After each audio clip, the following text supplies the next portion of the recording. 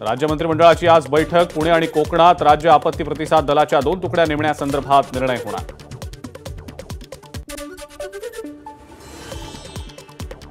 लोकसभेचे विरोधी पक्षनेते राहुल गांधी आजपासून 2 दिवस कोल्हापूर दौऱ्यावर। छत्रपती शिवाजी महाराजांच्या पूर्णाकृती पुतळ्याचं अनावरण करणार।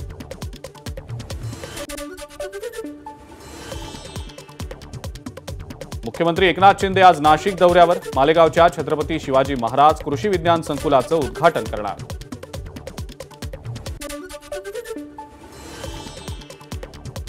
पंतप्रधान नरेंद्र मोदी उद्या ठाणे दौऱ्यावर। मुख्यमंत्री एकनाथ शिंदेंनी घेतला मोदींच्या दौऱ्याच्या तयारीचा आढावा।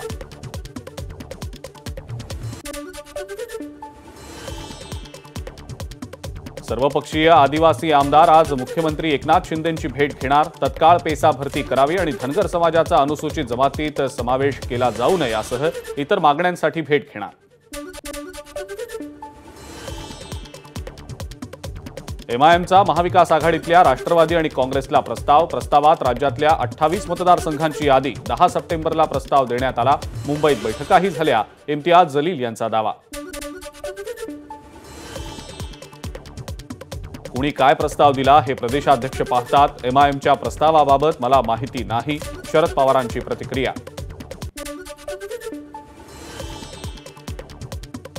आघाडीमध्ये आधीच भरपूर पक्ष झालेत। नव्या पक्षाला 288 मध्ये जागा देणं शिवसेनेला कठीण दिसतंय। एमआयएमच्या प्रस्तावावर संजय राऊतांची प्रतिक्रिया। हर्षवर्धन पाटील राष्ट्रवादी काँग्रेस शरदचंद्र पवार पक्षामध्ये प्रवेश करणार। 6 किंवा 7 तारखेला हर्षवर्धन पाटील तुतारी हाती घेणार।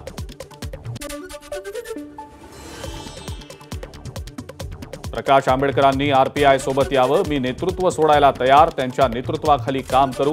आरपीआय नेते आणि केंद्रीय राज्यमंत्री रामदास आठवलेंचं मोठं वक्तव्य। विधानसभा निवडणुकीत आरपीआयला 8 ते 10 जागा मिळाव्यात आठवलेंची मागणी। शिवसेना आणि भाजपकडून उमेदवारी मिळावी। गुणरत्न सदावर्तेंची पक्षश्रेष्ठींकडे मागणी। वरळी मतदारसंघात आदित्य ठाकरे आमदार। मनसेकडून संदीप देशपांडे वरळीतनं लढणार असल्याची ही चर्चा। महायुतीचा जागा वाटपाचा फॉर्म्युला दसऱ्यापूर्वी येण्याची शक्यता। महायुतीत 10 ते 12 जागा सोडल्या तर जागा वाटपावर एकमत। उच्च आणि तंत्र शिक्षण मंत्री चंद्रकांत पाटील यांची माहिती। विधानसभेत शिवसेना 100हून अधिक जागा लढवणार। आमदार संजय गायकवाड यांना विश्वास। निलेश राणे जर शिवसेनेत येत असतील तर आम्ही त्यांचं स्वागतच करतो। निलेश राणेंच्या शिवसेना प्रवेशाच्या बातमीवर मंत्री गुलाबराव पाटलांची प्रतिक्रिया।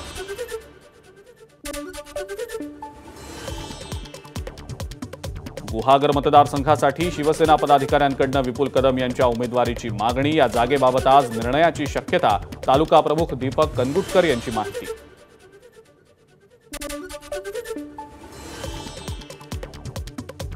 शरद पवारांना भेटण्यासाठी विधानसभा लढवू इच्छिणाऱ्यांची लगबग। खानापूर आटपाडी विधानसभा मतदारसंघातले इच्छुक उमेदवार शरद पवारांच्या भेटीला।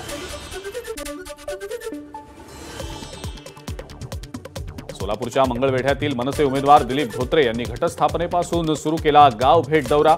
सीताराम मंदिरात नारळ फोडून केली प्रचाराची सुरुवात। ठाण्यामध्ये आज महाविकास आघाडीची पत्रकार परिषद। जितेंद्र आव्हाड राजन विचारे महत्त्वाच्या विषयावर संवाद साधणार असल्याची माहिती।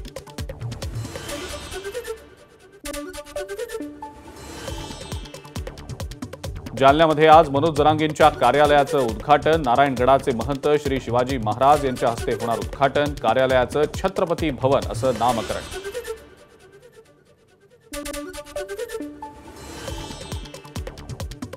केंद्र सरकारचा मोठा निर्णय। मराठी भाषेला अभिजात भाषेचा दर्जा। केंद्रीय मंत्रिमंडळाच्या बैठकीत निर्णय। मराठीसोबतच पाली, प्राकृत, आसामी आणि बंगाली भाषेलाही अभिजात भाषेचा दर्जा।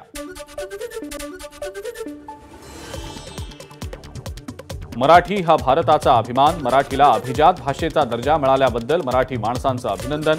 देशाच्या सांस्कृतिक इतिहासात मराठीचं मोठं योगदान। पंतप्रधान मोदींची एक्सवर पोस्ट। माझा मराठाची बोलू कौतुके, परी अमृतातेही पैजा जिंके. समस्त मराठी जनांचं हार्दिक अभिनंदन. मुख्यमंत्री एकनाथ शिंदेंची एक्सवर पोस्ट. पंतप्रधान नरेंद्र मोदी आणि केंद्रीय सांस्कृतिक मंत्री गजेंद्रसिंह शेखावत यांचे मानले आभार. मराठी भाषेला अभिजात दर्जा दिल्याबद्दल पंतप्रधान मोदी आणि केंद्रीय मंत्रिमंडळातल्या सर्व मंत्र्यांचे महाराष्ट्रातल्या 12 कोटी जनतेच्या वतीनं आभार. उपमुख्यमंत्री देवेंद्र फडणवीसांची एक्सवर पोस्ट.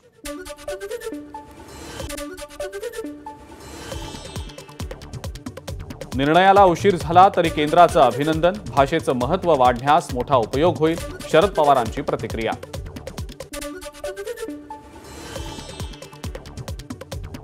मराठी भाषेला अभिजात भाषेचा दर्जा मिळाला याचा आनंदच. मराठी भाषेचा सन्मान वाढला. गेल्या 15 ते 20 वर्षात शिवसेनेसह मराठी खासदारांनीही याचा सातत्यानं पाठपुरावा केला. संजय राऊतांचं वक्तव्य.